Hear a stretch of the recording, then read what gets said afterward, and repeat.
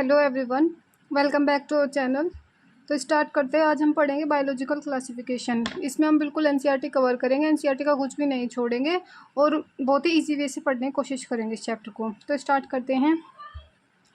तो जैसे जैसे मतलब जो अर्लियर टाइम था उसमें बहुत ही अटैम्प्ट्स हो रहे थे क्लासिफिकेशन करने के। तो जो सबसे पहला अटैम्प्ट था वो दिया था अरिस्टोटल ने। अरिस्टोटल ने क्या किया था, लिविंग ऑर्गेनिज्म को दो पार्ट्स पे डिवाइड किया, एक तो प्लांट्स एक एनिमल्स। ठीक है, उन्होंने प्लांट्स को भी तीन उसमें डिवाइड कर दिया पार्ट्स में। एक तो हो गया प्लांट्स, एक हो गया हमारा हर्ब्स, एक हो गया शर्ब। प्लांट्स हो गए उनकी जो बहुत बड़े बड़े दिखते थे उनको उन्होंने प्लांट्स कह दिया। मतलब जो शर्ब्स हो गए वो हो गए जो उससे थोड़े छोटे थे, और हर्ब्स हो गए जो मतलब बिल्कुल छोटे थे। ठीक है, फिर आता है हमारा एनिमल्स। एनिमल्स में एक इन्होंने एनीमिया कहा और एक इन्होंने इनेमिया कहा। एनीमिया होगा मतलब जो विदाउट आरबीसी थी, और इनेमिया हो गया मतलब जिसमें आरबीसी थी, यानी कि जिसका रेड ब्लड था वो तो इनेमिया हो गया वो, और जो जिसमें नहीं थी वो हो गया मेरे एनीमिया। तो ये दिया था हमारा एरिस्टोटल ने। उसके बाद और भी अटैम्प्ट्स हुए, तो फिर उसके बाद दिया उसने लीनियस ने। लीनियस ने क्या कहा, लीनियस ने दिया हमारा टू किंगडम क्लासिफिकेशन। इन्होंने लिविंग ऑर्गेनिज्म को दो पार्ट्स में डिवाइड किया, एक तो प्लांट एक एनिमल्स। ठीक है, प्लांटी और एनिमेलिया। तो जो इनका क्राइटेरिया था, यानी कि जो इन्होंने देखा कि इन चीज़ों के बेसिस पर मैं चीज़ों को डिवाइड करूँगा, कुछ चीज़ों को प्लांट्स में रखूँगा, कुछ चीज़ों को एनिमल्स में रखूँगा। तो वे क्राइटेरिया थे कि ये सेल वॉल को देख रहे थे, फिर ये लोकोमोशन को देख रहे थे कि लोकोमोशन कर रहा है या नहीं कर रहा है, फिर ये मोड ऑफ न्यूट्रिशन को देख रहे थे कि कैसा इनका मोड ऑफ न्यूट्रिशन है, फोटोसिंथेटिक है या फिर मतलब हाइड्रोट्रोपिक है। फिर ये इसको देख रहे थे, फिर ये रिस्पॉन्स टू स्टोमिलाई को देख रहे थे, यानी कि कैसा रिस्पॉन्स करता है।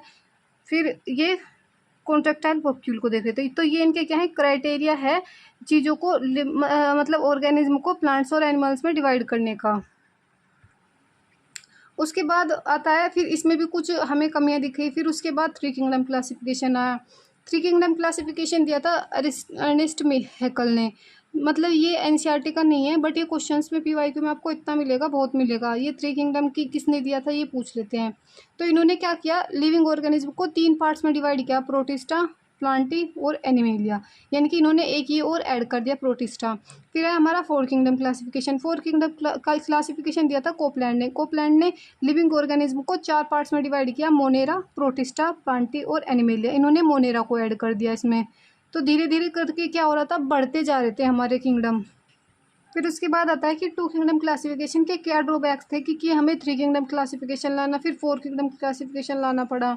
तो जो इसमें यूकैरियोटिक और प्रोकैरियोटिक थे, इन्होंने एक ही उसमें रख दिए थे, प्लांटी में। यानी कि प्रोकैरियोटिक होते हैं जिसमें जो इसका न्यूक्लियस होता है वो किसी भी एनिमल में बंद नहीं होता, उसको हम प्रोकैरियोटिक बोलते हैं। और यूकैरियोटिक होता है जिसमें जो न्यूक्लियस होता है वो मेम्ब्रेन के अंदर बंद होता है, उसको बोलते हैं हम यूकैरियोटिक। ठीक है, तो इन्होंने इन दोनों को ही एक में रख दिया था, वो था प्लांटी। ठीक है, फिर उन्होंने यूनिसेलुलर और मल्टीसेलुलर को सेम ग्रुप में रख दिया था। तो इन ये डिफ्रेंशिएट नहीं कर पाई यूकैरियोटिक प्रोकैरियोटिक में, यूनिसेलुलर मल्टीसेलुलर में, इसलिए इसके ये ज़्यादा दिन चल नहीं पाया। फिर हमें थ्री किंगडम लाना पड़ा, फिर थ्री किंगडम भी नहीं चल पाया, फिर हमें फोर किंगडम लाना पड़ा। फिर आया फाइव किंगडम क्लासिफिकेशन, जो हमें आर एच विटेकर ने दिया था 1969 में। इस पे क्वेश्चन आता है, इसको आप लर्न कर लेंगे अच्छे से कि कब। एक तो इसकी ईयर भी आती है और ये दिया किसने था ये भी आता है। तो इन्होंने क्या किया, लिविंग ऑर्गेनिज्मों को फाइव किंगडम में डिवाइड किया। एनिमेलिया प्लांटी ये तो थे ही पहले से, मोनेरा प्रोटिस्टा ये भी थे ही पहले से, फोर किंगडम में आ चुके थे ये। इन्होंने फंगी को और ऐड कर दिया। तो अभी क्या हो गया, फाइव किंगडम क्लासिफिकेशन हो गया है हमारा। बट इस फाइव किंगडम क्लासिफिकेशन में भी हमें कुछ कमियां दिखाई दी। पहले देख लेते हैं कि इन्होंने क्या क्या क्राइटेरिया यूज़ किया था इसको फाइव किंगडम को मतलब डिवाइड करने के लिए कि ये इस किंगडम में जाएगा, ये इस किंगडम में जाएगा। तो इन्होंने एक तो सेल स्ट्रक्चर ली थी, एक इन्होंने थैलस ऑर्गेनाइजेशन लिया था, एक इन्होंने मोड ऑफ न्यूट्रिशन लिया था, एक इन्होंने रिप्रोडक्शन लिया था, एक इन्होंने फाइलोजेनिक रिलेशनशिप लिया था। तो ये इनके क्राइटेरिया थे जो इन्होंने यूज़ किए थे अपनी क्लासिफिकेशन को रिप्रेजेंट करने के लिए। इसके बाद आता है सिक्स किंगडम क्लासिफिकेशन।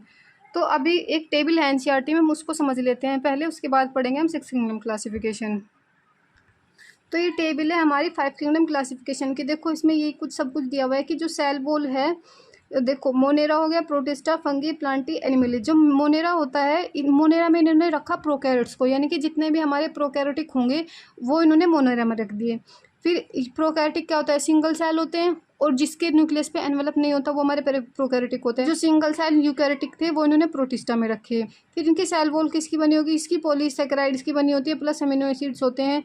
ठीक है, इसमें क्या होता है, प्रोटिस्टा में प्रेजेंट इन कुछ में मतलब हमें सेल वॉल देखने को मिलती है, कुछ में नहीं होती। पर इसमें क्या होती है, काइटिन की बनी होती है, फंगी की सेल वॉल, प्लांट्स में सेलुलोज की बनी होती है, एनिमल्स में हमें सेल वॉल देखने को नहीं मिलती। तो ये क्राइटेरिया है जिसके बेसिस पे इन्होंने डिवाइड किया था किंगडम्स को। फिर आया न्यूक्लियर मेम्ब्रेन। तो इसमें बताया मैंने कि इसमें न्यूक्लियर मेम्ब्रेन हमें देखने को नहीं मिलती। इसमें बताया इसमें प्रेजेंट और सभी में प्रेजेंट होगी, क्योंकि यूकैरियोटिक की पहचान ये होती है कि हमें न्यूक्लियर मेम्ब्रेन देखने को मिलती है। ठीक है। फिर आया बॉडी ऑर्गेनाइजेशन। तो इनकी भी क्या होगी, सेलुलर, यानी कि इसमें हमें एक सेल देखने को मिलेगी। इसमें क्या हुआ, इसमें भी सेलुलर है, यानी कि इसमें भी हमें एक सेल देखने को मिलेगी।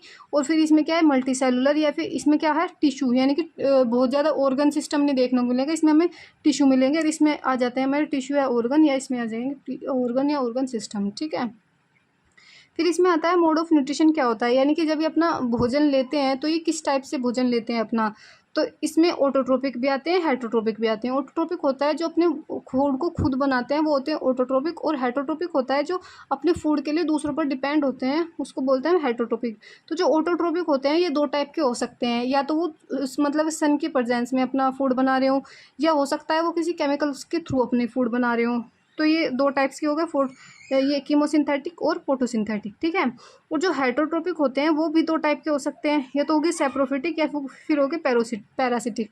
यानी कि या तो हो सकता है वो किसी सड़े गले चीज़ पे रह रहे हो, या फिर हो सकता है वो किसी मतलब लिविंग के ऊपर रह रहे हो। ठीक है, पैरासाइट हो सकते हैं।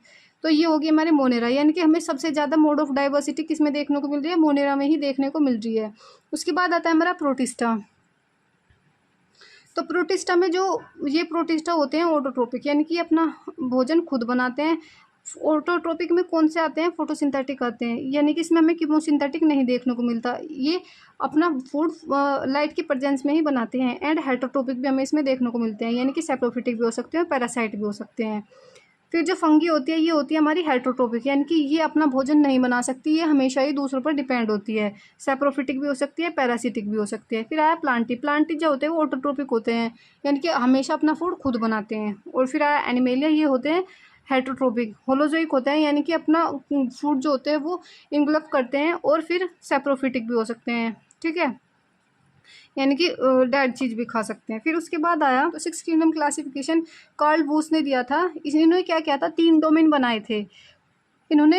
जो मोनेरा था ना हमारा, उसको 2 पार्ट्स में डिवाइड कर दिया था। मोनेरा क्या होता है, मोनेरा में हम सब बैक्टीरिया को रखते हैं। ठीक है, जो उसकी मतलब कि जो मेन मेंबर है ना उसका, वो हमारा बैक्टीरिया है। उन्होंने बैक्टीरिया को 2 पार्ट्स में डिवाइड कर दिया था। एक तो हो गया आर्की बैक्टीरिया, एक हो हमारा यू बैक्टीरिया। आर्की बैक्टीरिया क्या था, मतलब फर्स्ट डोमेन तो इन्होंने आर्की बैक्टीरिया को बना दिया, सेकेंड डोमेन इन्होंने यू बैक्टीरिया को बना दिया। और जो रिमेनिंग 4 बचे थे ना, प्रोटिस्टा, फंगी, प्लांटी, एनिमेलिया, ये इन्होंने थर्ड डोमेन में रख दिया। तो सिक्स किंगडम को क्या कहते हैं, 3 डोमेन बोलते हैं। ठीक है, तो इस तरह से आया है हमारा six kingdom classification.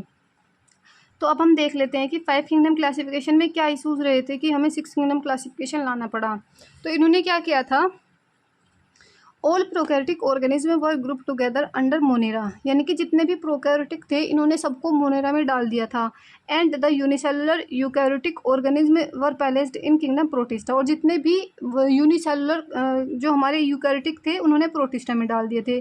Protista have boat together Chlamydomonas chlorella with paramecium and amoeba, मतलब इन्होंने प्रोटिस्टा में क्लोमाइडोमोनास को भी डाल दिया था, क्लोरेला को भी डाल दिया था, पैरामीशियम को भी डाल दिया था, और इसको भी डाल दिया था, अमीबा को डाल दिया था। ठीक है, फिर आता है इन्होंने एक अपने उसमें क्लासिफिकेशन में वायरस को कोई जगह नहीं दी। ठीक है, फिर आया है कि इन्होंने fungi were placed in a separate kingdom for non photosynthetic plants and should be characterized difference in their wall composition chitin, मतलब कि जिनमें भी काइटिन मिलती है इन्होंने उसको फंगी में रख दिया।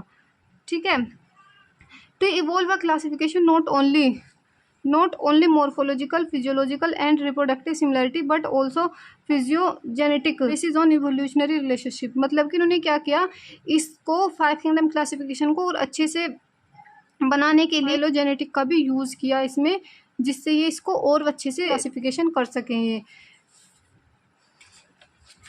तो सबसे पहले आता है हमारा किंगडम मोनेरा। तो किंगडम मोनेरा में जितने भी हमें देखने को मिलेंगे, जितने भी ऑर्गेनिज्म देखने को मिलेंगे वो क्या होते हैं, बैक्टीरिया होते हैं। ठीक है, जो हमें हर जगह देखने को मिलता है। अगर हम अपने हाथ में मिट्टी ले रहे हैं, उसको तो उस मिट्टी में भी हमें थाउजेंड्स ऑफ बैक्टीरिया देखने को मिल जाएंगे। तो ये कहाँ होते हैं? हर जगह में देखने को मिलते हैं। तो अगर मैं इनकी शेप के बेसिस पर बैक्टीरिया की बात करती हूँ, तो शेप के बेसिस पर बैक्टीरिया को 4 टाइप्स में डिवाइड किया गया है। ये स्फेरिकल भी हो सकते हैं, देखो ये स्फेरिकल भी हो सकते हैं, ऐसे गोल गोल भी हो सकते हैं, ये रोड शेप के भी हो सकते हैं, बेसिलस बोलते हैं जिनको, ऐसे लंबे लंबे रोड शेप के भी हो सकते हैं। फिर ये कोमा शेप के भी हो सकते हैं, रियम भी हो सकते हैं, ऐसे कोमा शेप की, स्पायरलम भी हो सकते हैं, यानी कि स्पायरल की तरह भी ये हो सकते हैं। तो ये 4 टाइप्स के हमें बैक्टीरिया दिए हुए हैं, ये हमारी एनसीईआरटी हैं, ठीक है। फिर उसके बाद आता है कि हम बैक्टीरिया की स्पेशलिटी देखें तो स्ट्रक्चर वेरी सिमिलर, यानी कि सभी बैक्टीरिया के स्ट्रक्चर जो होती है वो लगभग सिमिलर ही होती है। सिमिलर तो होगी ही, क्योंकि भाई देखो बैक्टीरिया होगा, उसका डीएनए ऐसे ही साइटोप्लाज्म में पड़ा होगा, एक सेल है तो उसमें हम क्या ही कर सकते हैं, कुछ ऐसा तो है नहीं कि उसमें हम बहुत वो कर देंगे कि कुछ और ऑर्गन जाए, ऑर्गन सिस्टम जाए, यूनिसेलुलर है, उसमें कुछ ऐसा खास तो कर नहीं सकते हम, ठीक है। ये इसका क्या होता है? कॉम्प्लेक्स बिहेवियर होता है। ये तीनों चीज़ें याद रखनी है, इन तीनों चीज़ों पे क्वेश्चन आता है कि स्ट्रक्चर, वेरी सिंपल स्ट्रक्चर किसकी होती है, कॉम्प्लेक्स बिहेवियर किसका होता है, मोस्ट एक्सटेंसिव मेटाबॉलिक डाइवर्सिटी, यानी कि हमने जब हम उस टेबल को देख रहे थे, हमने देखा था कि सबसे ज़्यादा जो डाइवर्सिटी देखने को मिल रही थी हमें मोड ऑफ न्यूट्रिशन की, वो मोनेरा में देखने को मिल रही थी। इसमें ऑटोट्रोपिक भी 2 टाइप के थे, इसमें हेटरोट्रोपिक भी 2 टाइप के थे, और सब में तो किसी में ऑटो था, किसी में हेटरो था, बस बट इसमें सबसे ज़्यादा हमें मोड ऑफ न्यूट्रिशन देखने को मिले थे, तो इसलिए बोलते हैं। तो ये तीनों चीज़ें हमें याद रखनी है। फिर अगर हम बैक्टीरिया को देखें तो वो ऑटोट्रोपिक भी हो सकते हैं, हेटरोट्रोपिक भी हो सकते हैं, ठीक है। ऑटोट्रोपिक कौन से होते हैं? जो अपना भोजन खुद बनाते हैं इनऑर्गेनिक सब्सटेंस से, उसको हम बोलते हैं ऑटोट्रोपिक। ये ऑटोट्रोपिक 2 टाइप के हो सकते हैं, मतलब फोटोसिंथेटिक ऑटोट्रोपिक और कीमोसिंथेटिक ऑटोट्रोपिक। जो फोटोसिंथेटिक ऑटोट्रोपिक होते हैं एनर्जी लेते हैं वो सनलाइट से, जो कीमोसिंथेटिक ऑटोट्रोपिक होते हैं वो एनर्जी फ्रॉम केमिकल्स से लेते हैं। अब आया हेटरोट्रोपिक। हेटरोट्रोपिक का मतलब होता है कि जो दूसरों पर डिपेंड होते हैं अपने फूड के लिए, या फिर डेड ऑर्गेनिक मैटर पे डिपेंड होते हैं वो अपने फूड के लिए, उसको बोलते हैं हेटरोट्रोपिक। और जो मेजोरिटी बैक्टीरिया होते हैं ना, वो हेटरोट्रोपिक के होते हैं। इस पे क्वेश्चन आता है कि मेजोरिटी बैक्टीरिया कौन से होते हैं, तो हेटरोट्रोपिक होते हैं, ये हमें ये चीज़ याद रखनी है, ठीक है। तो ये हमने इसके न्यूट्रिशन की बात कर ली। उसके बाद आता है कि बैक्टीरिया को अगर हम उसकी स्पेशलिटी को देखें और तब बैक्टीरिया को डिवाइड करें, तो बैक्टीरिया 2 टाइप के होते हैं, यू बैक्टीरिया, वो Archie bacteria and you bacteria, ठीक है। देखो सबसे पहले हमने पढ़ा बैक्टीरिया की शेप के बारे में, ठीक है, कि उनकी शेप कैसी है, इस बेसिस पे हमने उसके पार्ट्स पढ़े। फिर हमने उसके कैरेक्टर देखे कुछ, फिर हमने बैक्टीरिया को पढ़ा उनके न्यूट्रिशन के बेसिस पर, तब उसको डिवाइड किया। अब हम पढ़ रहे हैं बैक्टीरिया को उसके स्पेशल कैरेक्टर्स के बेसिस पर, कि उसमें कौन से स्पेशल कैरेक्टर्स हैं। तो अगर मैं आर्की बैक्टीरिया की बात करती हूँ, लिव इन हर्श हैबिटेट, यानी कि ये हमें इतने जहाँ कोई नहीं रह सकता ना, वहाँ भी हमें ये बैक्टीरिया देखने को मिलता है, ठीक है। एग्जाम्पल हो गया एक्सट्रीम सोल्टी एरिया, यानी कि जहाँ बहुत सोल्टी एरिया होगा ना, जिसको हम हेलोफाइट्स बोलते हैं, वहाँ भी हमें बैक्टीरिया देखने को मिलता है। ये क्वेश्चन आते हैं, इस पे इन तीनों पे क्वेश्चन आते हैं कि कौन सा बैक्टीरिया है जो हमें इस कंडीशन में, इस कंडीशन में, इस कंडीशन में देखने को मिलता है, तो हमें आर्की बैक्टीरिया लगाना है। तो ये क्या होता है, हमें हॉट स्प्रिंग्स में भी देखने को मिलता है, जिसको हम थर्मोमेसिडोफाइल्स बोलते हैं, ठीक है। फिर हो सकता है वो हमें मार्शी एरिया में भी देखने को मिले, जिसको हम मिथेनोजेंस बोलते हैं, ठीक है। तो ये होगी हमारी आर्की बैक्टीरिया। फिर आया हमारा यू बैक्टीरिया। यू बैक्टीरिया को हम ट्रू बैक्टीरिया बोलते हैं। प्रेजेंट इसमें क्या होती है, रिजिड सेल वॉल देखने को मिलती है, फ्लैजिला भी हो सकता है, अगर वो चलता है बैक्टीरिया तो उसमें फ्लैजिला हो सकता है, अगर वो नहीं चलता तो उसमें फ्लैजिला नहीं हो सकता। फिर उसके बाद फ्रॉम अदर बैक्टीरिया, तो ये क्यों है डिफरेंट अदर बैक्टीरिया से, इसकी सेल वॉल क्या होती है, डिफरेंट होती है अदर बैक्टीरिया से, जिससे वो एक्सट्रीम कंडीशन में भी रह पाता है, सर्वाइवल इन एक्सट्रीम कंडीशन, ठीक है। अब देखो जो ये मीथेनोजेंस होते हैं, यानी कि गट ऑफ रूमिनेंट में ये मिलते हैं, जो हमारे वो होते हैं ना, ये केटल्स होते हैं, इनकी जो गट होती है, जैसे हमारी गट है, उनकी भी जो गट होती है, उनकी गट में हमें बैक्टीरिया देखने को मिलते हैं, और ये प्रोड्यूस करते हैं बायोगैस। बायोगैस कौन सी होगी, मीथेन। कहाँ, मतलब इनके डंग से होता है, अब देखा होगा ना, गोबर गैस बनी हुई होती है, तो वो क्या करते हैं, उसको जो केटल्स होती हैं उनका गोबर ला के उसमें डालते हैं, फिर उसको वो चलाते हैं, तो उससे क्या निकलती है, गैस निकलती है। तो वो यही है, उनमें बैक्टीरिया होते हैं जो ये इस गैस का प्रोडक्शन करते हैं। फिर उसके बाद आया कि एग्जाम्पल ऑफ यू बैक्टीरिया। तो आर्की बैक्टीरिया के बारे में इतनी चीज़ पढ़नी है हमें। अब हम यू बैक्टीरिया के बारे में थोड़ी और चीज़ें देख लेते हैं। तो सबसे पहले आता है इसमें साइनोबैक्टीरिया के बारे में पढ़ेंगे। साइनोबैक्टीरिया को हम ब्लू ग्रीन एल्गी भी बोलते हैं, ठीक है, याद रखना है। ये पूछ लेते हैं कि ब्लू ग्रीन एल्गी किसको बोलते हैं, तो साइनोबैक्टीरिया को हम ब्लू ग्रीन एल्गी बोलते हैं। जो हमारा इसमें क्या होता है, इसमें क्लोरोफिल ए देखने को मिलता है। जैसे कि बड़े प्लांट्स होते हैं ना, उसमें हमें क्लोरोफिल्स देखने को मिलता है, ऐसे ही हमें इसमें भी क्लोरोफिल देखने को मिलता है। अब क्लोरोफिल है तो ये फोटोसिंथेटिक होगा, क्योंकि क्लोरोफिल पाया जा रहा है। तो वो क्लोरोफिल का काम क्या होता है कि मतलब जो भी फूड का प्रोडक्शन करना, ठीक है, लाइट को एब्जॉर्ब करना उस वहाँ से। तो ये क्या होता है, फोटोसिंथेसिस करता है क्लोरोफिल। तो ये भी क्या करता हो गया, फोटोसिंथेटिक ऑटोट्रोप्स हो गए। यूनिसेलुलर होगा, यानी कि एक सेल से। यूनिसेलुलर तो होगा ही, क्योंकि भाई वो है मोनेरा में यूनिसेलुलर ही आते हैं। कॉलोनी में होगा, यानी कि कॉलोनी बनाकर रहेगा अपनी। और फिलामेंटस भी होगा, यानी कि ऐसे फिलामेंट्स भी इसमें हो सकते हैं, ऐसे फिलामेंट्स भी मिल सकते हैं। Colony surrounded by gelatinous sheath, यानी कि जो इनकी कॉलोनी होगी वो शीथ से सराउंडिंग होगी। देखो मैं आपको इसका डायग्राम्स दिखाती हूँ। तो ये डायग्राम दिया है एनसीईआरटी में, filamentous blue green algae Nostoc का वो है। तो देखो ये क्या है, इस पर म्यूसिलेजियस शीथ है, जिसको हम जेलेटिनस शीथ बोल रहे हैं, ठीक है। तो ये आर्की बैक्टीरिया के बारे में इतनी बात होगी। इसके बाद आता है कि फॉर्म, ये क्या करता है, ब्लूम बना लेता है पोल्यूटेड वाटर बॉडी में। यानी कि जब वो हमें लग रहा है कि इसको लग रहा है कि वाटर जो है पोल्यूटेड है, तो ये ब्लूम बना लेता है। सम ब्लूम यानी कि फूल जाती है इसकी सेल्स। सम साइनोबैक्टीरिया फिक्स एटमॉस्फेरिक नाइट्रोजन, कुछ साइनोबैक्टीरिया ऐसे भी होते हैं जो नाइट्रोजनिक एटमॉस्फेयर को फिक्स करते हैं। इन स्पेशल सेल हेट्रोसिस्ट, इनकी स्पेशल सेल होते हैं जिसको हम हेट्रोसिस्ट बोलते हैं। इनका नाम एग्जाम्पल है नोस्टोक एंड एनाबिना। ये दोनों हमें एग्जाम्पल्स याद रखने हैं, ठीक है। फिर उसके बाद आता है कीमोसिंथेटिक ऑटोट्रोपिक। फोटोसिंथेटिक ऑटोट्रोपिक पढ़ लिया हमने, साइनोबैक्टीरिया था। अब आता है कीमोसिंथेटिक ऑटोट्रोपिक। इसमें क्या होता है, ऑक्सीडाइज करते हैं इनऑर्गेनिक सब्सटेंस को, यानी कि जैसे कि ये नाइट्रेट हो गया, नाइट्राइट्स हो गया, अमोनिया हो गया, ये इनऑर्गेनिक है। इनको ऑक्सीडाइज करते हैं और इससे एनर्जी लेते हैं अपनी, ठीक है, release energy for their ATP production. फिर इसके बाद आया रिसाइक्लिंग न्यूट्रिशन, मतलब जो ये रिसाइकलिंग में भी हमें काम आता है। किसकी रिसाइकलिंग होगी, नाइट्रोजन, फॉस्फोरस, आयरन, सल्फर, इन सब की रिसाइकलिंग में भी ये बैक्टीरिया हमें काम आते हैं, ठीक है। फिर उसके बाद अब हमने क्या पढ़ लिया, हमने साइनोबैक्टीरिया पढ़ लिया सारा। उसके बाद आते हैं हेटरोट्रोपिक्स। हेटरोट्रोपिक पढ़ा था हमने, ऑटोट्रोपिक पढ़ लिए। साइनोबैक्टीरिया तो ऑटोट्रोपिक ही होता है ना, इसमें हमने फोटोसिंथेटिक भी पढ़ लिए। देखो साइनोबैक्टीरिया फोटोसिंथेटिक भी हो सकते हैं, कीमोसिंथेटिक भी हो सकते हैं। तो फोटोसिंथेटिक भी पढ़ लिया, कीमोसिंथेटिक भी पढ़ लिया। फिर इसके बाद आया हेटरोट्रोपिक।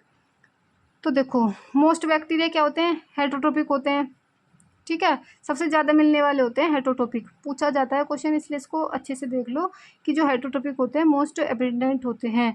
इम्पोर्टेंट डिकम्पोजर्स होते हैं, यानी कि जो हमारा ख़राब मटेरियल होता है उसको डिकम्पोज करते हैं। Significant importance in human efforts, ये क्वेश्चन बहुत आता है कि ह्यूमन अफेयर्स में कौन सा बैक्टीरिया है जो यूज़ होता है, तो वो है हेटरोट्रोपिक, ठीक है। फिर आया मेकिंग कर्ड, यानी कि जो दही बनती है दूध से हमारी, उसमें भी एक काम करता है। एंटीबायोटिक के प्रोडक्शन में भी ये यूज़ होता है। Fixing nitrogen in legume root etcetera, जो लेग्यूम की रूट होती है ना, उसमें नाइट्रोजन फिक्स भी करता है। ये क्वेश्चन यहाँ से तीनों से आता है, तो आप इन तीनों को ही अच्छे से याद कर लेंगे, ठीक है। ये क्या होता है, पैथोजन होता है, यानी कि ये डिजीज़ भी कोज करता है। तो देखिए आप देखते हैं कौन कौन सी डिजीज़ ये कोज करता है।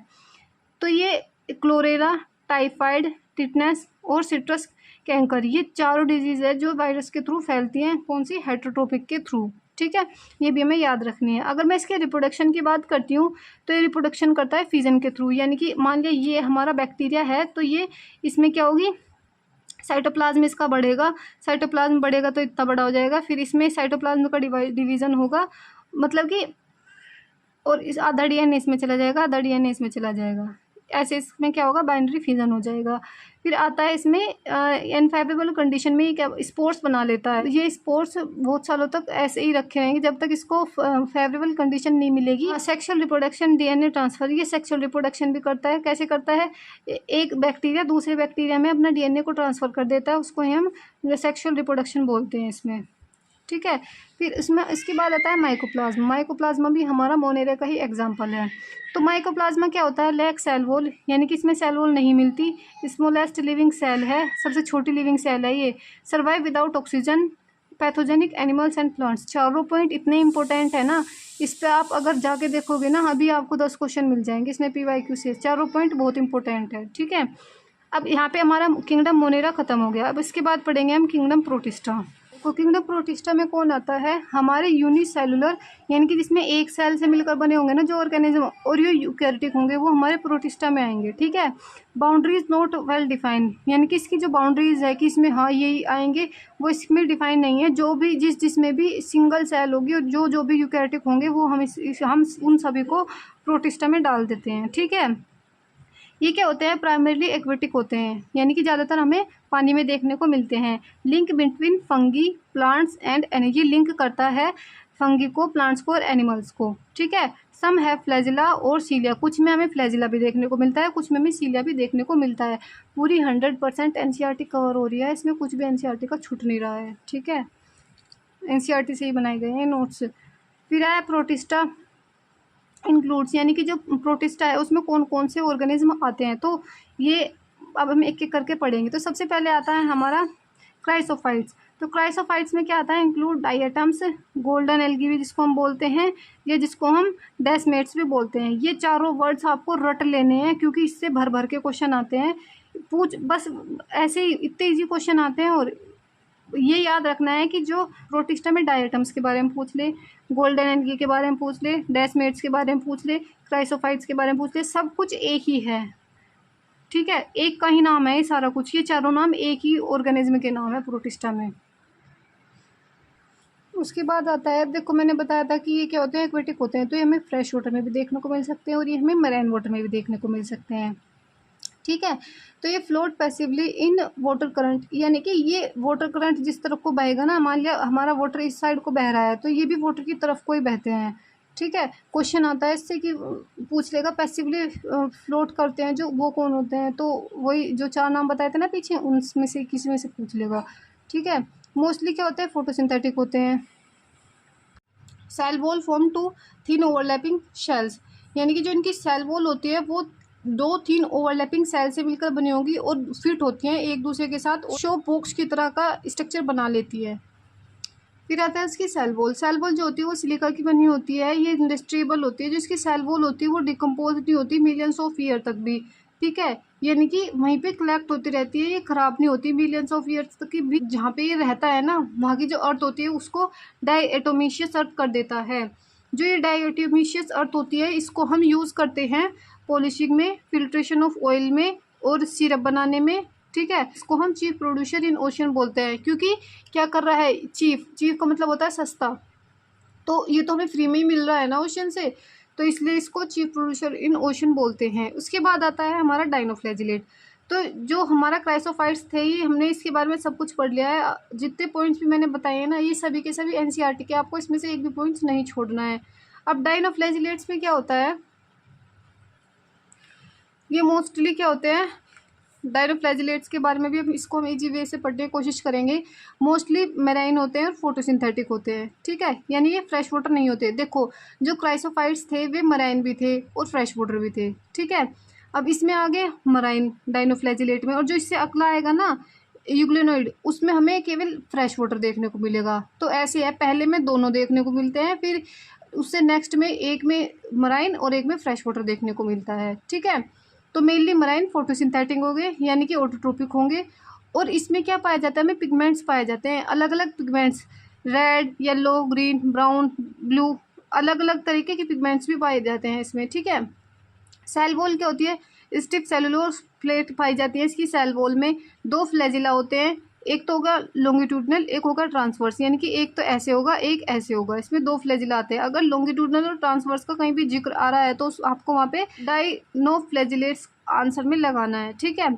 फिर आया रेड डाइनोफ्लैजिलेट, ये इसका एग्जाम्पल दिया है। मैंने बताया ना कि डिफरेंट डिफरेंट कलर्स के हो सकते हैं, तो इस एनसीईआरटी में एक एग्जाम्पल दिया है रेड डाइनोफ्लैजिलेट का, जिसका एग्जाम्पल है गोन्यूलैक्स। तो ये क्या करता है, रैपिडली बहुत जल्दी जल्दी मल्टीप्लाई करता है, और जहाँ पर भी मल्टीप्लाई करता है ना वहाँ के सी को ये रेड रेड बना देता है, जिससे वहाँ क्या हो जाता है, टॉक्सिक्स रिलीज होते हैं वहाँ पे, और जो उसके आसपास में जो रहने वाले मरीन एनिमल्स होंगे वो मरने लगते हैं, ऑक्सीजन की कमी होने लगती है, क्योंकि सारी ऑक्सीजन तो वो यूज़ कर लेते हैं, तो उनको ऑक्सीजन की कमी हो जाती है। डाइनोफ्लैजिलेट।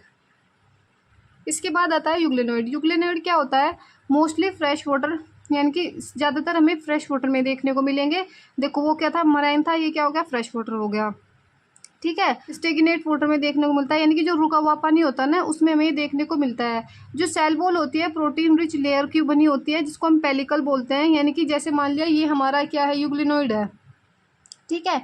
इसके ऊपर जो सेल वॉल होगी वो पेलिकल की बनी होगी। पेलिकल की सेल वॉल बनने से इनकी जो बॉडी होती है वो फ्लेक्सिबल हो जाती है। इनमें 2 फ्लैजिला पाए जाते हैं, एक तो शॉर्ट होगा एक लॉन्ग होगा, ठीक है। उनमें जो फ्लैजिला थे डायनोफ्लैजिलेट्स में, उसमें 2 फ्लैजिला थे, बट वे क्या थे, एक ट्रांसवर्स था एक लॉन्गिट्यूडनल था, और इसमें जो फ्लैजिला है एक लॉन्ग है एक शॉर्ट है, ठीक है।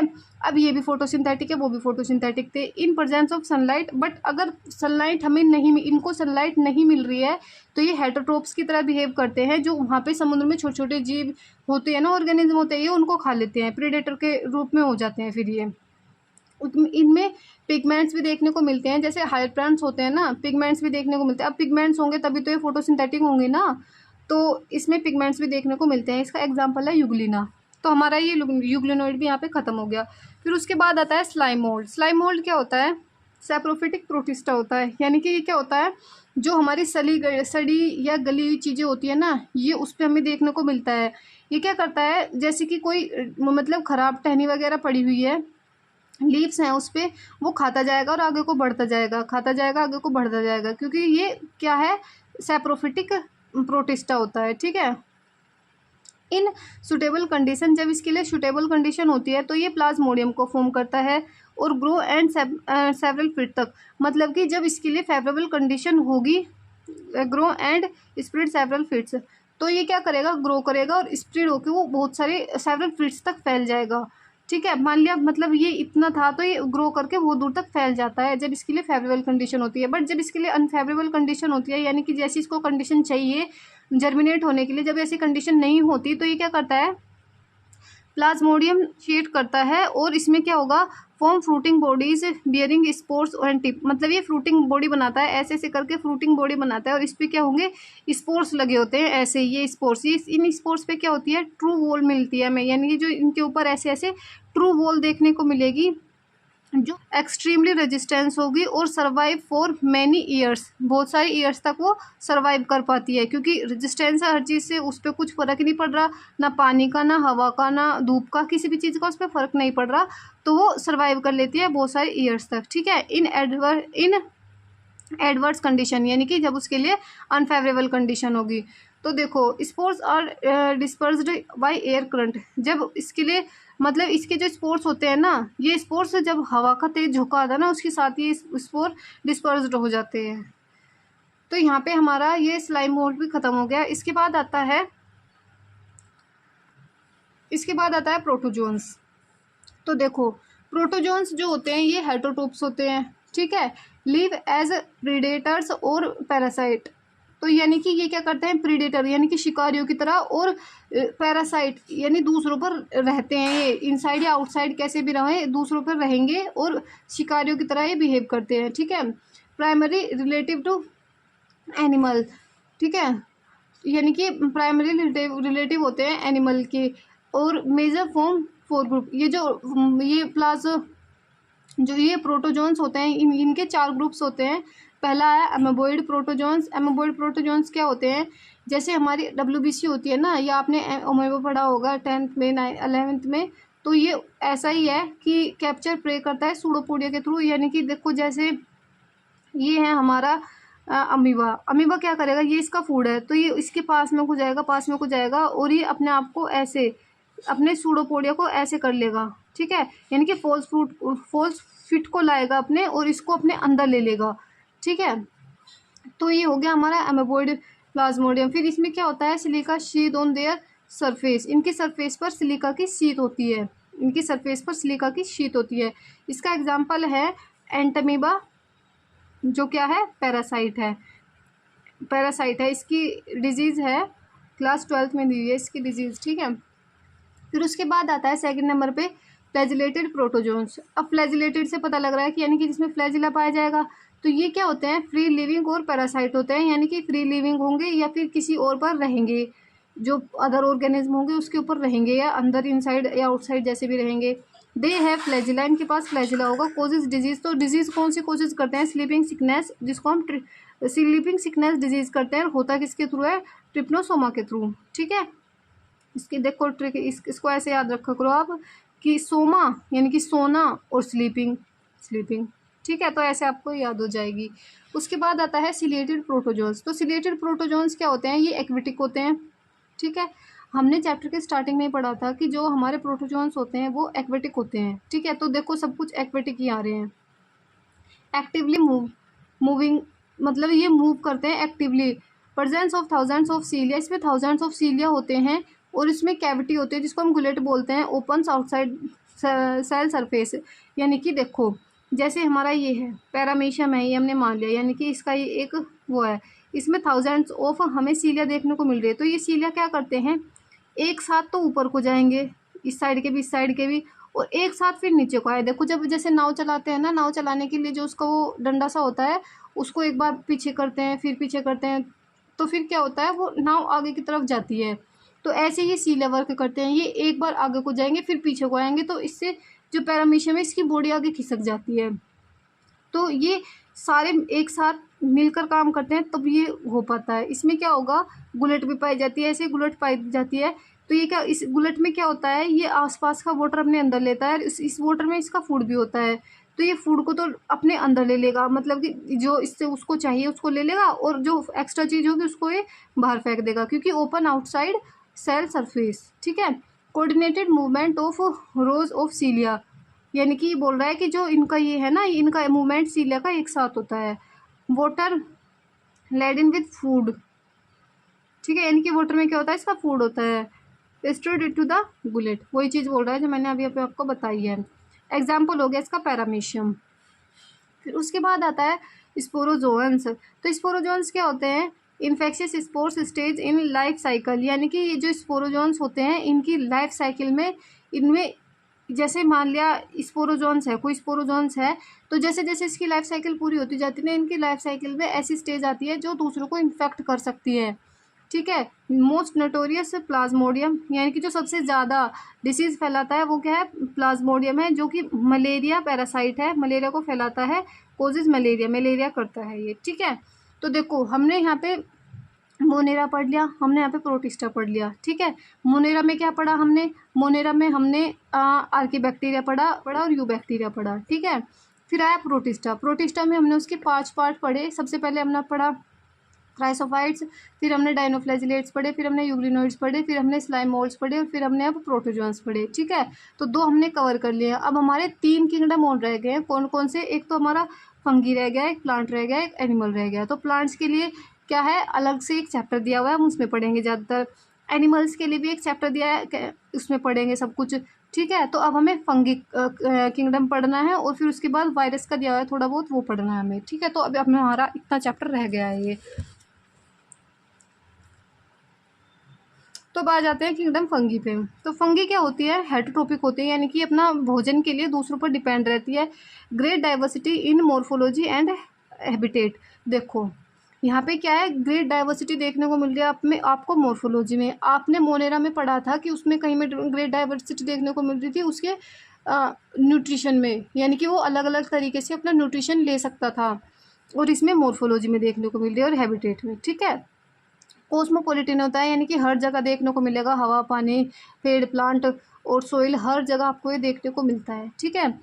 Perfect to grow warm and humid places, यानी कि जब इसमें इसको वार्म एंड ह्यूमिड पैलेस मिलता है वहाँ पे ये बहुत अच्छे से ग्रो कर लेता है, ठीक है।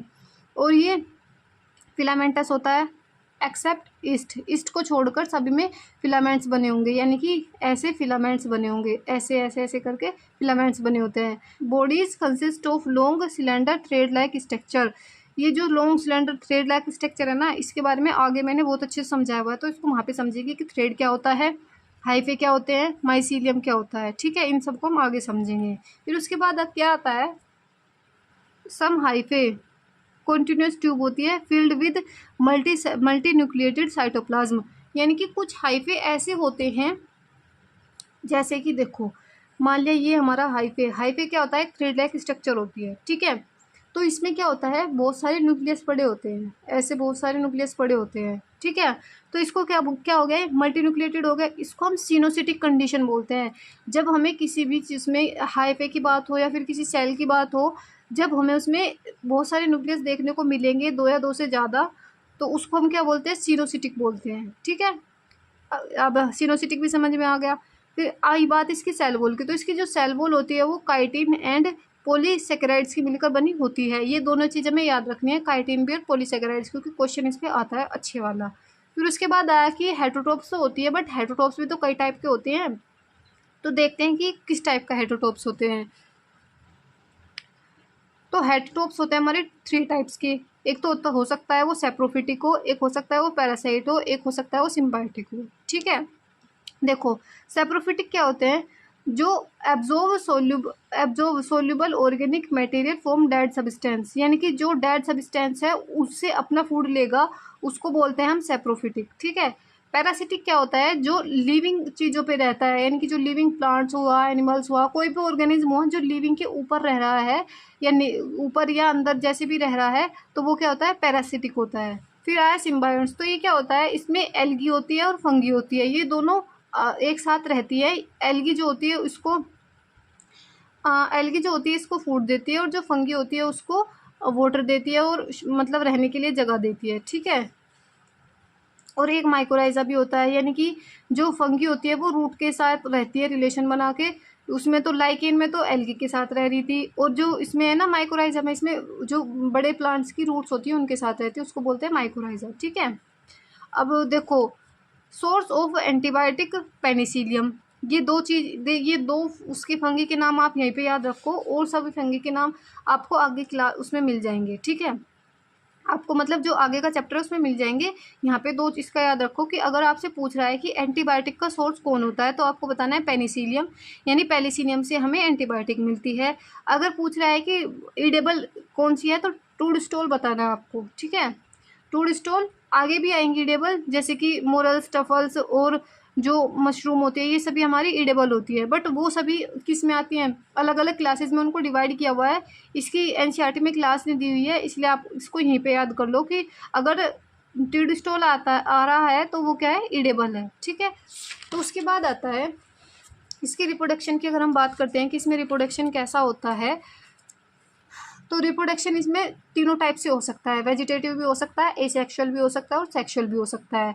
तो वेजिटेटिव में हमें 3 टाइप के वो देखने को मिलते हैं रिप्रोडक्शन। देखो मान लिया ये हमारा क्या है, हाइफे है, या तो इस हाइफे के छोटे छोटे टुकड़े हो जाएं और टुकड़े जाके कहीं भी डल जाएं, तो ये टुकड़े क्या होंगे, ग्रो करेंगे और नई फंगी बना लेंगे, ठीक है। तो ये तो हो गया हमारा फ्रेगमेंटेशन के थ्रू। फिर हो गया फिजन। फिजन क्या होता है, मान लिया ये हमारी फंगी है, इस फंगी में से 2 पार्ट बनेंगे, ऐसे 2 में डिवाइड हो जाएगा, इसको बोलते हैं फिजन। या हो सकता है बडिंग, मान लिया ये क्या है, हमारी फंगी है, तो इसमें से एक बड निकली और बड में से ये बड अलग हुई और इसने क्या बना ली, एक नई फंगी बना ली। तो ये क्या हो रहा है, ये सभी हमारी वेजिटेटिव के एग्जाम्पल हैं, ठीक है। उसके बाद आया एसेक्सुअल। एसेक्सुअल क्या होता है भाई, स्पोर्स के थ्रू होता है। 3 स्पोर्स दिए हुए हैं एग्जाम इसमें, कोनिडिया, स्पोरेंजियोस्पोर और जूस्पोर, ये सब क्या है, ये तीनों एग्जाम्पल है हमारे एसेक्सुअल स्पोर के। और जो हमारे सेक्सुअल स्पोर होते हैं उसके भी 3 एग्जाम्पल दिए हैं, ऊ स्पोर, ए प्लानोस्पोर और बेसिडियोस्पोर्स, ठीक है। तो ये आगे जब हम वो पढ़ेंगे ना, इसके टाइप्स पढ़ेंगे कि जो हमारी फंगी होती है वो कौन कौन सी टाइप की होती है, तो उसमें बताया हुआ है कि एसेक्सुअल में इस फंगी में ये वाला स्पोर यूज़ होता है, और सेक्सुअल में ये वाला स्पोर, या फिर ये वाला ऐसे ऐसे करके बताया हुआ है। तो इस सभी में यही वाले यूज़ होते हैं वो, ठीक है। फिर उसके बाद आया कि various spores produce by fruiting body, यानी कि फंगी पे क्या होता है, जो इनके हाइफे होते हैं, ये हाइफे माइसीलियम, मैं आपको बताऊंगी आगे क्या होता है सब कुछ, ठीक है। इन पे क्या लगती है, फ्रूटिंग बॉडी बन जाती है। इन हाइफे पे ऐसे फ्रूटिंग बॉडी बन जाती है, और उस फ्रूटिंग बॉडी पर क्या होता है, स्पोर्स मिलते हैं, स्पोर्स बनते हैं उन फ्रूटिंग बॉडी पर, ठीक है। आगे बताऊंगी वो कैसे बनते हैं, कैसे मिलते हैं, ठीक है। अब अगर मैं आपको इसके सेक्सुअल साइकिल की बात बताऊं कि इसका सेक्सुअल रिप्रोडक्शन कैसे होता है, तो उसमें हमें 3 चीज़ें देखने को मिलेंगी, ठीक है। सबसे पहले आएगा प्लाज्मोगैमी, यानी कि जो उसका प्लाज्मो है, यानी कि साइटोप्लाज्म जो है उसका फ्यूजन हो जाएगा, फ्यूजन ऑफ प्लाज्मो प्रोटोप्लाज्म। प्रोटोप्लाज्म क्या होता है, तो जब हम उसमें से न्यूक्लियस निकाल देते हैं साइटोप्लाज्म से, तो उसको हम प्रोटोप्लाज्म बोलते हैं, ठीक है। तो fusion of protoplasm between motile और नॉन मोटाइल गैमेट, यानी कि 2 गैमेट आएंगे, दोनों में क्या होगा, उनका ये प्रोटोप्लाज्म फ्यूज कर जाएगा। देखो जैसे कि ये गैमेट आया, ये गैमेट आया, दोनों का प्रोटोप्लाज्म फ्यूज हो गया, तो इसको बोलते हैं प्लाज्मोगैमी। अभी न्यूक्लियस फ्यूज नहीं हुआ है, बस इसका प्रोटोप्लाज्म फ्यूज हुआ है, तो इसको बोलते हैं हमने प्लाज्मोगैमी। अब क्या होगा, कैरियोगैमी, यानी कि अब इनका न्यूक्लियस भी फ्यूज होगा। जब जहाँ भी कैरियो का नाम आ जाता है ना, वहाँ उसका मतलब होता है न्यूक्लियस, और जहाँ भी प्रोटो मतलब कि इसका प्रोटोप्लाज्म आ जाए, प्लाज्म यानी कि साइटोप्लाज्म से रिलेटेड होता है वो, ठीक है। तो फ्यूजन ऑफ न्यूक्लियाई, तो उसको बोलते हैं कैरियोकाइनेसिस। तो अब ये क्या बन गई, ऐसी एक सेल बन गई, दोनों उससे एक सेल बन गई, जिसका जो जो कैसी है 2n है, ठीक है। अब इसमें क्या होगी, मियोसिस होगी, क्योंकि जो वो होती है हमारी फंगी होती है वो तो n होती है, अब ये 2n होगी, तो हमें इसकी ये 2n से n करनी पड़ेगी, तो इसमें मियोसिस होगी। मियोसिस इन जाइगोट, यानी कि इस जाइगोट में मियोसिस होगी, रिजल्ट इन हैप्लॉइड स्पोर, जिससे हमें हैप्लॉइड स्पोर मिल जाएंगे, क्योंकि ये तो डिप्लॉइड हो गया था ना, हैप्लॉइड था, ये भी हैप्लॉइड था, ये डिप्लॉइड हो गया था, तो इससे हमें 4 हैप्लॉइड स्पोर मिलेंगे, और ये स्पोर क्या करेंगे, जर्मिनेट होंगे, और जर्मिनेट होके फिर नई फंगी बना लेंगे, ठीक है। अब जब हम इसके टाइप्स पढ़ते हैं फंगी के, तो हम इसमें को 4 टाइप्स में पढ़ते हैं, ठीक है। तो उसमें से जो 2 टाइप होते हैं ना, एस्कोस्पोर्स और बेसिडियोस्पोर्स, उसमें क्या होता है कि प्लाज्मोगैमी के बाद वो रुक जाती हैं वहीं पे, यानी कि कुछ टाइम के लिए रुक जाती है, तुरंत के तुरंत कैरियोगैमी नहीं होती, तो उसको क्या बोलते हैं, उस स्टेज को बोलते हैं डाइकैरियोटिक स्टेज, यानी कि जहाँ n+n की कंडीशन हमें देखने को मिलती है उसको बोलते हैं हम डाइकैरियोटिक स्टेज, ठीक है। और इस स्टेज में इसको, वो स्टेज तो होगी डाइकैरियोटिक स्टेज, और बोलेंगे उसको डाइकैरियोन, ठीक है। और फेज क्या होती है, वो डाइकैरियो फेज, ठीक है। इसमें क्या होता है, मतलब जैसे ये एन हुआ, ये एन हुआ, तो इसमें क्या होगी, प्लाज्मोगैमी होगी। प्लाज्मोगैमी कुछ देर के लिए यहाँ पे रुक जाती है, जो वो रुकी हुई स्टेज होगी ना, उसको ही बोलते हैं हम डाइकैरियोटिक स्टेज, ठीक है। तो फ्रूटिंग बॉडी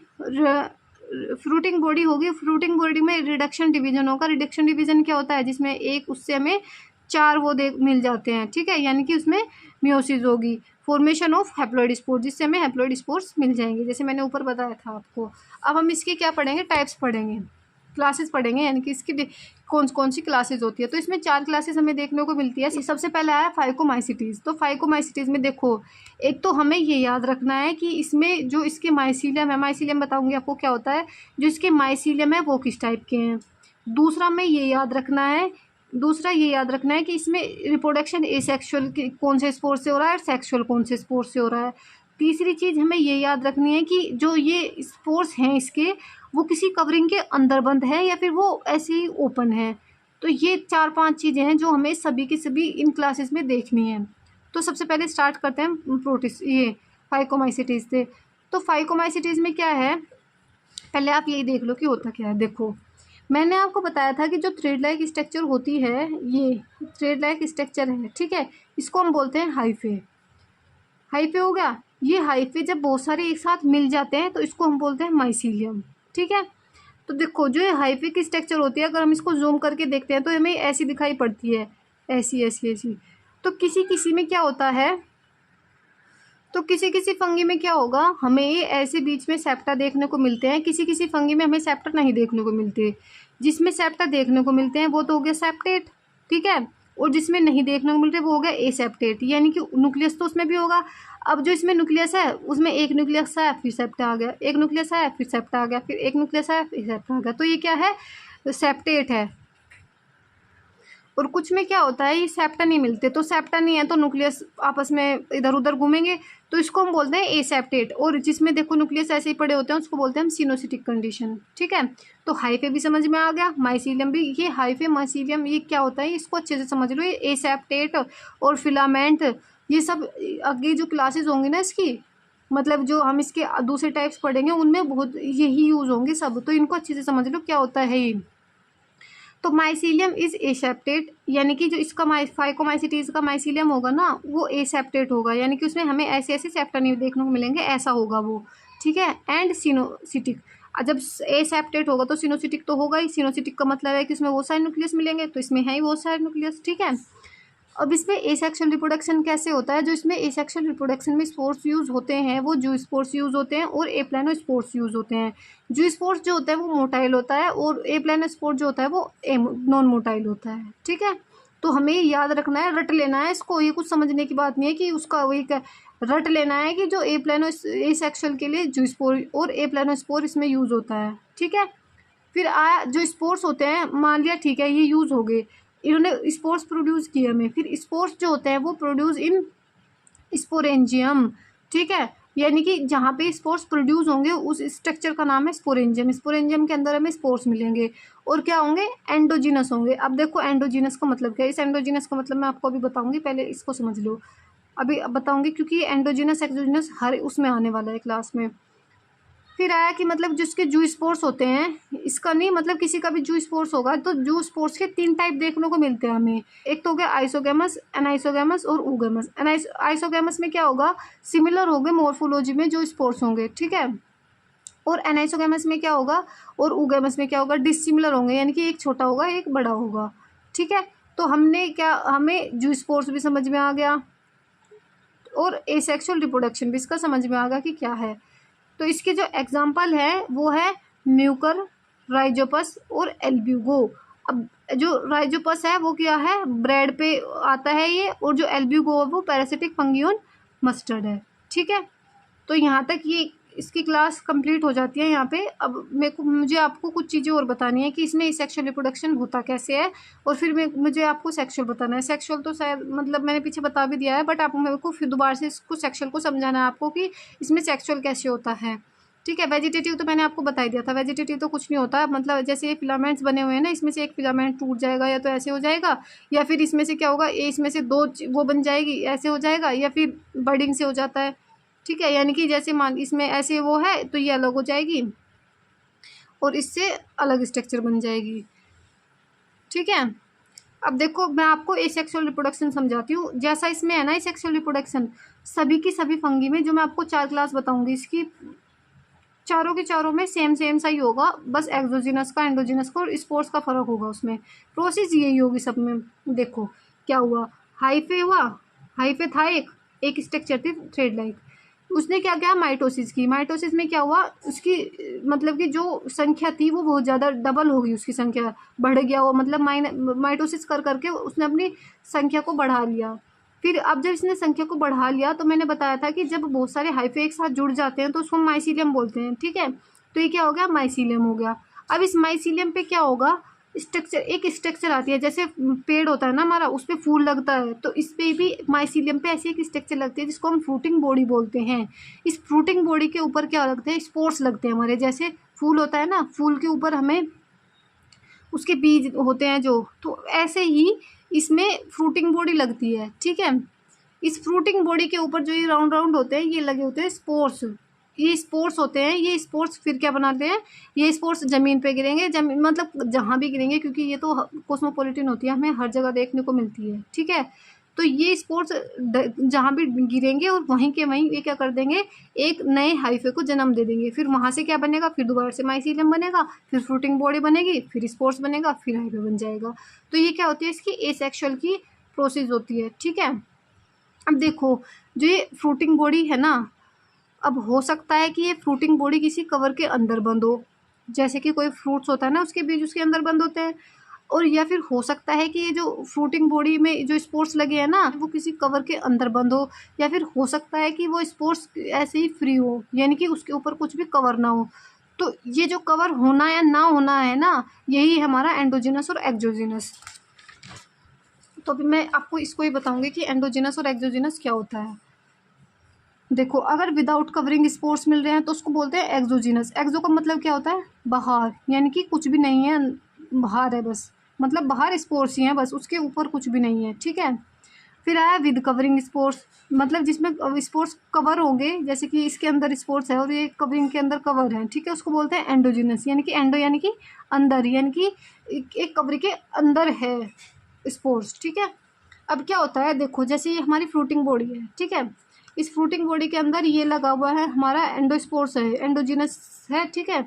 इस एंडोजिनस के अंदर ये क्या है, इसके स्पोर्स है। इस स्पोर्स में क्या होगा, हमें मैंने बताया था कि जो स्पोर्स होते हैं उसमें फ्लैजिला भी मिलता है, तो इसमें एक स्पोर्स है, ये फ्लैजिला है, तो ऐसा मिलेगा ये हमें बीच में। फिर अब ये क्या करेगा, ये कहीं पे जाके डल जाएगा, मतलब कि कहीं पे भी पत्थर पेड़ पौधे या फिर कहीं पे भी जाके डलेगा ये, और वहीं पे एक नए हाइफे का क्या कर देगा, प्रोडक्शन कर देगा, और वहाँ पे हाइफे से फिर माइसीलियम बनेगा, फिर फ्रूटिंग बॉडी बनेगी, फिर ये बनेगा, ऐसे ये प्रोसेस चलती रहती है। अब हमने क्या पढ़ लिया, देखो हमने इसका एसेक्सुअल रिप्रोडक्शन भी देख लिया। जैसी प्रोसेस इसमें होती है ना, सभी में ऐसी ही प्रोसेस होती है, बस क्या फ़र्क होता है कि एक्सोजिनस और एंडोजिनस का फ़र्क होता है और स्पोर्स का फ़र्क होता है। किसी में जू स्पोर्स है, किसी में एप्लोन स्पोर्स है, किसी में और दूसरे स्पोर्स हैं, ये फ़र्क होता है बस, ठीक है। तो देखो हमें एसेक्सुअल स्पोर्स समझ में आ गए, हमें इसके और हमने हाइफे, माइसीलियम, फ्रूटिंग बॉडी, ये सब हमने सब कुछ समझ लिया है, ठीक है। अब हम पढ़ेंगे इसका सेक्सुअल रिप्रोडक्शन कैसे होता है, ठीक है।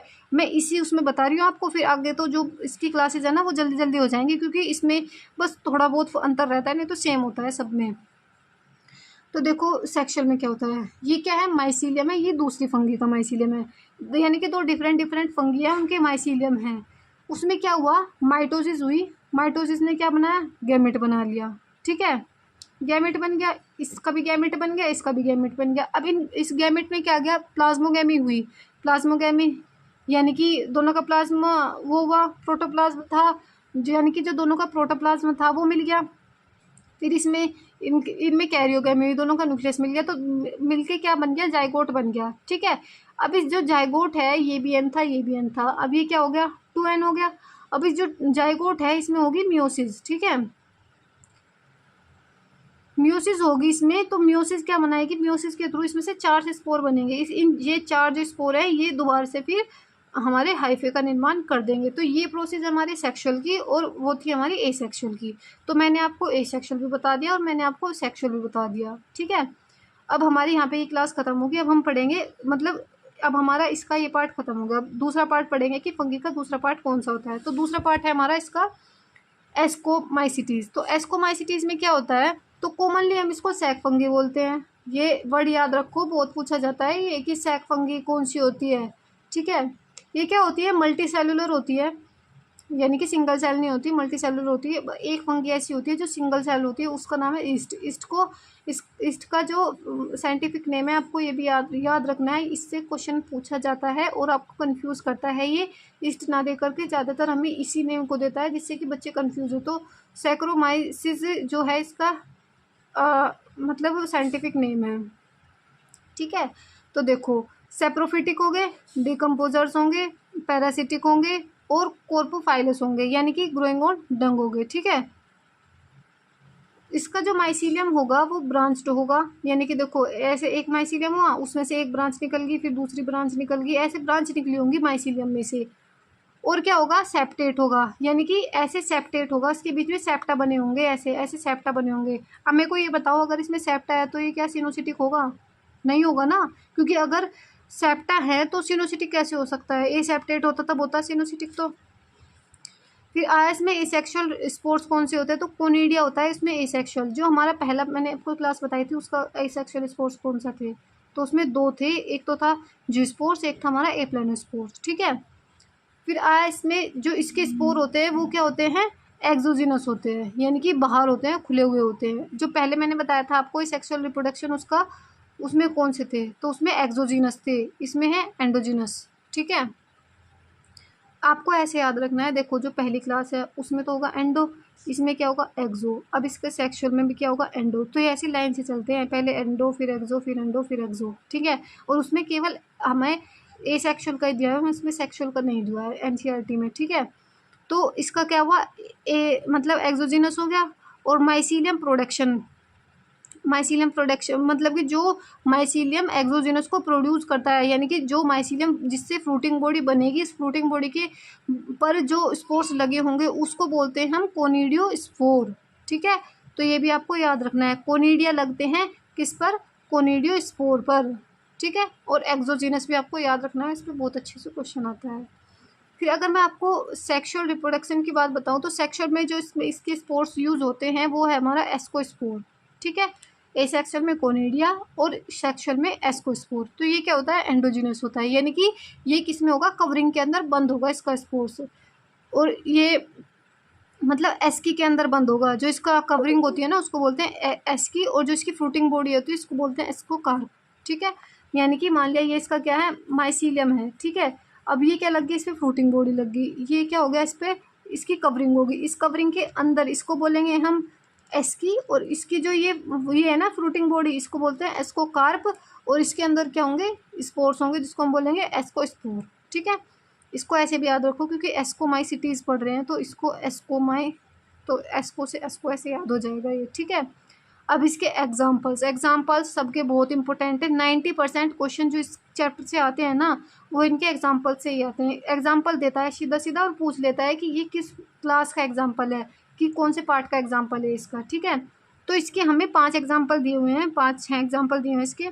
सबसे पहले आता है इसका एस्परजिलस, फिर आ गया इसका क्लेविसेप्स, फिर आ गया इसका न्यूरोस्पोरा, ठीक है। तो इसको हम कैसे याद रखते हैं, CAN, कैन से हम इसको याद रख लेते हैं कि C से होगा क्लेविसेप्स, A से हो गया एस्परजिलस और N से हो गया न्यूरोस्पोरा, ठीक है।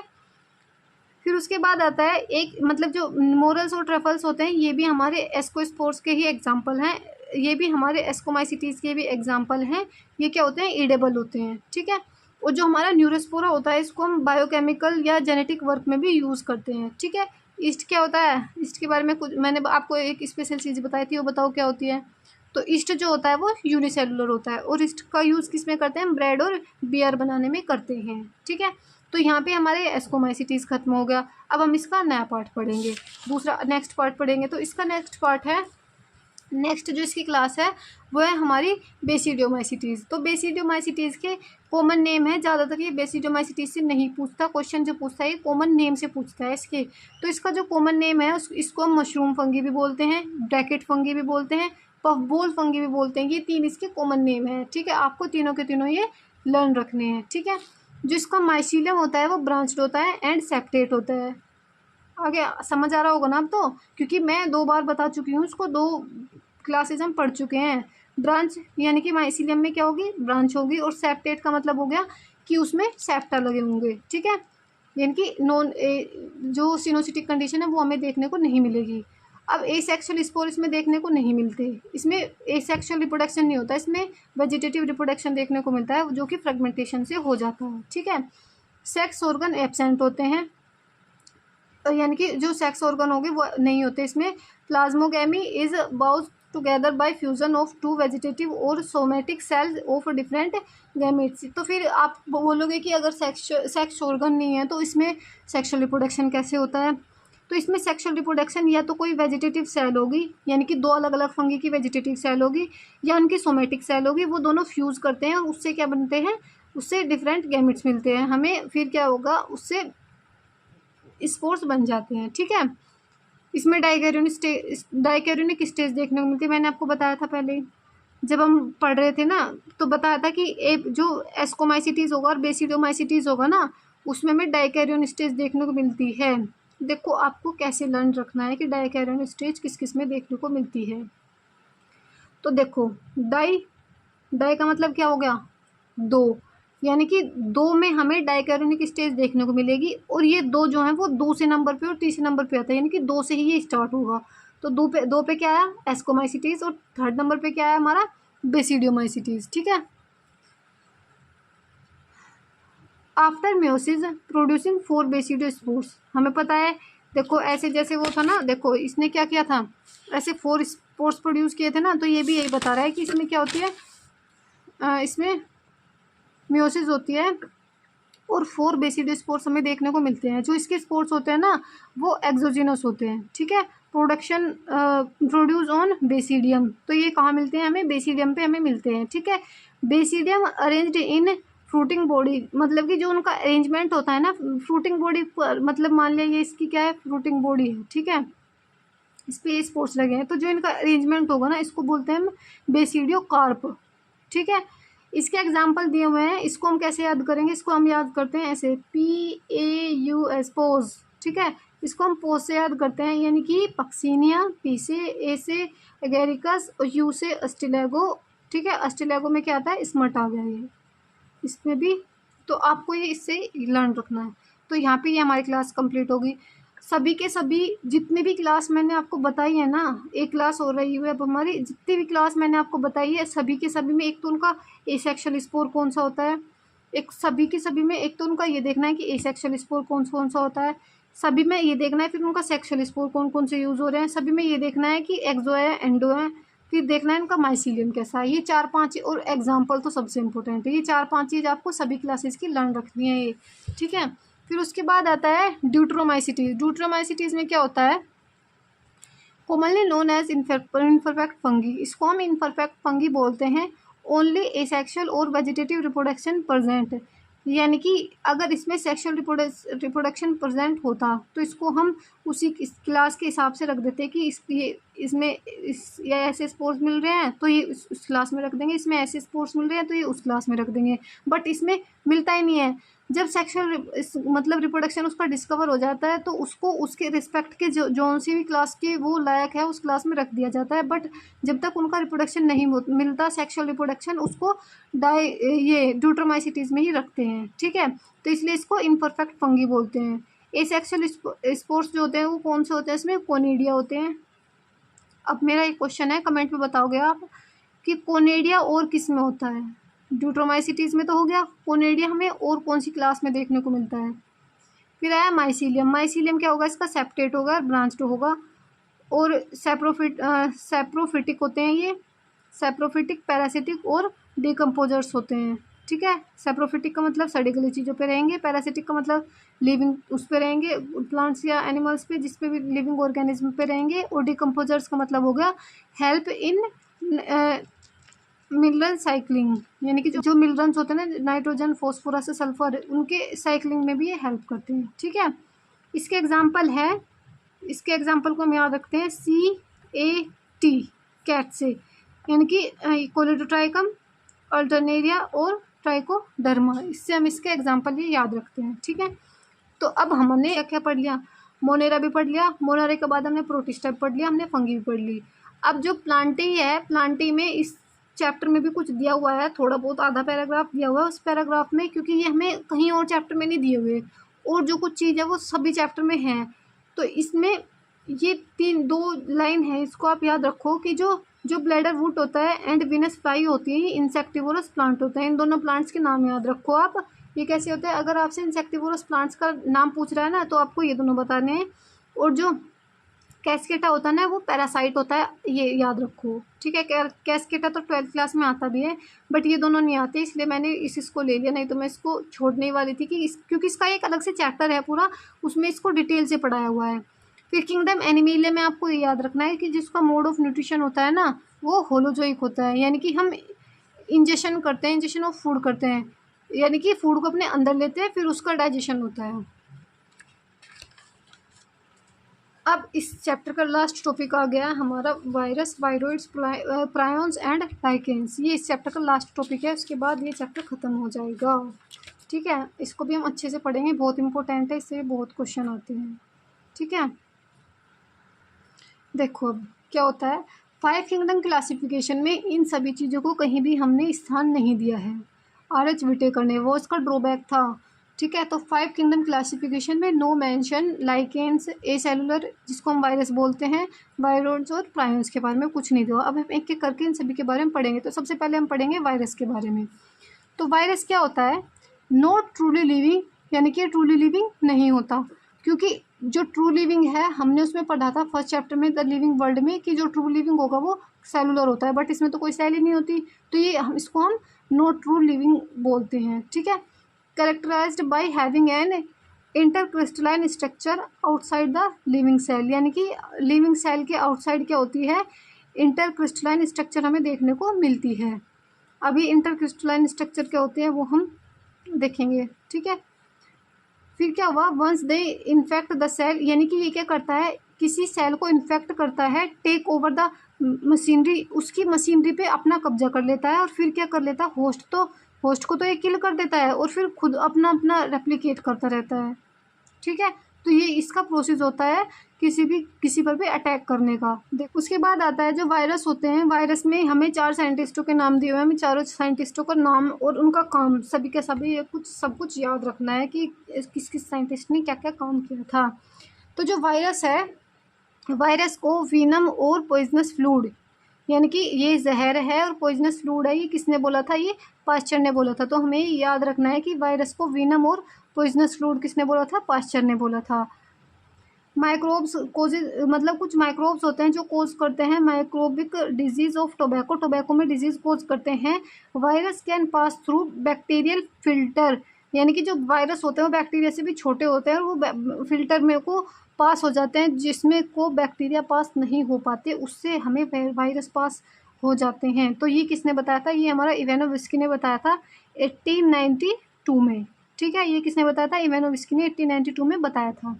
उसके बाद आता है कॉन्टाइवम वाइवम फ्लूडम, ये किसने बताया था, इसका मतलब क्या है, इन्फेक्शन कोजिंग फ्लूड, यानी कि वायरस जो होता है इन्फेक्शन कोजिंग फ्लूड होता है, ये बताया था हमें विजरिंक ने 1898 में। ठीक है, फिर उसके बाद आता है स्टेनले ने बताया था 1955 में कि जो वायरस की होती है वो क्रिस्टलाइन स्ट्रक्चर होती है, mainly made up of protein, जो क्रिस्टल बने होते हैं ये प्रोटीन्स के बने होते हैं, ओब्लिगेट पैरासाइट होता है ये, यानी कि अगर इसको रहना है ना तो ये दूसरों पर ही रहेगा, यानी कि मान लिया वायरस है तो वायरस वैसे तो इनएक्टिव पड़ा रहेगा, बट अगर ये मेरी स्किन पर आया तो ये मेरी स्किन पर आते ही क्या हो जाएगा, एक्टिव हो जाएगा। तो ये क्या है, ओब्लिगेट पैरासाइट है। ठीक है, उसके बाद अगर मैं इसकी स्ट्रक्चर की बात करती हूँ कि इसकी स्ट्रक्चर में क्या क्या देखने को मिलता है, तो इसकी स्ट्रक्चर पे जो आउटर एक कवरिंग देखने को मिलेगी जिसको हम कैप्सिड बोलते हैं। कैप्सिड बनी किसकी होती है, स्मॉल सब यूनिट होती हैं, ऐसे ऐसे करके स्मॉल सब यूनिट होती हैं, इसको बोलते हैं कैप्सोमियर। और इसके अंदर फिर क्या होता है, हमारा डीएनए होता है। ठीक है, डीएनए होगा या आरएनए होगा, जो भी कुछ होगा, अब देखते हैं क्या होगा। वायरस में हमें डीएनए भी देखने को मिल सकता है और आरएनए भी देखने को मिल सकता है। जो ये डीएनए होगा ये सिंगल स्ट्रैंड भी हो सकती है, इसमें डबल स्ट्रैंड भी हो सकती है। ठीक है, और ऐसे ही हमें आरएनए में देखने को मिलेगा, आरएनए सिंगल स्ट्रैंड भी देखने को मिल सकता है, डबल स्ट्रैंड भी देखने को मिल सकता है। अब एनसीईआरटी में हमें बताया हुआ है और क्वेश्चन भी बहुत आता है इस पर कि प्लांट में कैसा जो वायरस है इन्फेक्शन करता है और एनिमल में कैसा वायरस इन्फेक्शन करता है। तो आपको याद रखना है कि जो प्लांट्स होते हैं उसमें सिंगल स्ट्रैंड जो वायरस होते हैं वो इन्फेक्शन करते हैं, और जो एनिमल होते हैं उसमें डबल स्टैंडर्ड डीएनए ये इन्फेक्शन करते हैं। ठीक है, प्लांट्स का याद रख लो, एनिमल्स में तो सभी इन्फेक्शन करते हैं। ठीक है, अब इसमें कुछ डिजीज़ भी दी हैं कि मम्स, स्मॉल पॉक्स और हर्पिस और इन्फ्लुएंजा एड्स, ये सब क्या है, ये एग्जाम्पल हैं वायरस से होने वाली डिजीज़ की। तो यहाँ तक ये हमारा वायरस कंप्लीट हो गया। इसके बाद हम पढ़ेंगे वायरस। ठीक है, तो वायरस मुझे लगता है यहाँ तक सबको समझ में आया होगा। ये डिजीज़ भी आपको याद रख लेनी है। मैंने आपको उसकी मोनेरा की बैक्टीरिया की डिजीज़ भी बताई थी, अगर किसी को लर्न है ना तो कमेंट कीजिएगा कि क्या क्या थी, देखना नहीं है पीछे, लर्न होगी तो बताइए। ठीक है, फिर उसके बाद आया वायरस क्या होती है, only genetic material which is infectious, यानी कि इसके ऊपर कोई भी कवरिंग नहीं होती। जैसे मैंने इस पर बताया था ना कि इस पर क्या होती है, डीएनए होता है, इसके ऊपर कवरिंग होती है, तो इस पर कवरिंग नहीं होती, बस एक इसका जेनेटिक मटेरियल होता है। ठीक है, single standard RNA present, single standard RNA होता है इसमें जिसका लो मोलिकुलर वेट होगा, स्मॉलर देन वायरस होगा, स्मॉलर देन तो होगा ही क्योंकि उसमें कम से कम डीएनए है, डीएनए के ऊपर कवरिंग तो है, इस पर तो बस वो सिंगल स्टैंड आरएनए है, इस पर कवरिंग वगैरह भी कुछ नहीं है। ठीक है, ये डिजीज़ करता है पोटैटो स्पिंडल ट्यूबर डिजीज़। ठीक है, डिजीज़ भी याद रखनी है, सिंगल स्टैंडर्ड आरएनए भी याद रखना है, और ये क्या करना है, इसमें डीएनए आरएनए होता है, डीएनए नहीं होता, ये भी हमें याद रखना है। ठीक है, फिर अब यहाँ पे हमारा वायरस भी ख़त्म हो गया। इसके बाद आता है हमारे प्रायोन्स। प्रायोन्स क्या होते हैं, प्रायोन्स आगे इसके बाद प्रायंस क्या होते हैं? ओनली प्रोटीन्स, यानी कि इसमें जेनेटिक मटेरियल नहीं होता, ओनली प्रोटीन्स देखने को मिलते। देखो वायरस में क्या थी? दोनों चीज़ थी, प्रोटीन भी थी और जेनेटिक मटेरियल भी था। फिर हमने वायरोइड्स पढ़े, वायरोइड्स में हमें केवल और केवल जेनेटिक मटेरियल देखने को मिला। अब हम प्रायंस पढ़ रहे हैं, प्रायंस में हमें केवल प्रोटीन्स देखने को मिल रहे हैं। तो ऐसे हमें रिलेट करके याद रखना है, ठीक है। तो जो प्रायंस होते हैं ये डिजीज़ कौन सी करते हैं? इसमें एबनॉर्मल फोल्डिंग प्रोटीन्स होती हैं, यानी कि जो प्रोटीन्स होती हैं एबनॉर्मली फोल्ड हो जाती हैं। यानी कि देखो होता क्या है, जब प्रोटीन्स बन रही होती है ना, तो यानी कि मान लिया ये प्रोटीन्स होनी थी तो ऐसे फोल्ड, ये होगी ऐसे फोल्ड, तो ये क्या करती है? डिजीज़ कोज करने लगती है, ठीक है। और जो ये डिजीज़ कोज करती है ये नर्व में, जो हमारी नर्व होती है नर्वस सिस्टम, उसमें या न्यूरॉन में, इनको डैमेज करती है ये, ठीक है। अब ये एनिमल्स में भी होती है और ये ह्यूमंस में भी होती है। जो एनिमल्स में होगी उसका नाम है BSE, ठीक है, यानी कि बोवेन स्पेंजियोफोर्म इंसेफेलोपैथी। ये क्या है? जिसको हम इन शॉर्ट मैडकॉ भी बोलते हैं, ये कैटल्स में होती है और ह्यूमंस में होती है CGD, यानी कि कर्ट जैकोब डिजीज़, ठीक है। और ये क्या होगा? Similar in size to virus, जितना साइज वायरस का होता है इतना ही साइज इसका होता है प्रायंस का। तो यहाँ पे हमारा प्रायंस भी खत्म हो गया। अब आया लाइकेंस। तो लाइकेंस क्या होता है? सिम्बायोटिक एसोसिएशन होता है बिटवीन एल्गी एंड फंगी, यानी कि फंगी और एल्गी एक साथ रहते हैं, उसको बोलते हैं हम लाइकेन। जिसमें हम एल्गी के बारे में पढ़ते हैं ना उसको बोलते हैं हम फाइकोबायोन्ट, और जिसमें हम फंगी के बारे में पढ़ते हैं उसको बोलते हैं माइकोबायोन्ट, ठीक है। तो जो एल्गी होती है ये हमें फूड देती है और जो फंगी होती है ये शेल्टर यानी कि रहने के लिए जगह देगी एल्गी को, और एब्जॉर्ब मिनरल्स को एब्जॉर्ब करेगी और वाटर देगी, ठीक है। ये जो होती है ये गुड पोल्यूशन इंडिकेटर होता है, यानी कि जहाँ पे भी पोल्यूशन होता है वहाँ पे हमें लाइकेंस देखने को नहीं मिलता, तो ये गुड पोल्यूशन इंडिकेटर होता है। तो यहाँ पे हमारा चैप्टर ख़त्म हो गया। अगर आपको चैप्टर अच्छा लगा हो तो प्लीज़ वीडियो को लाइक ज़रूर कीजिएगा। Thank you.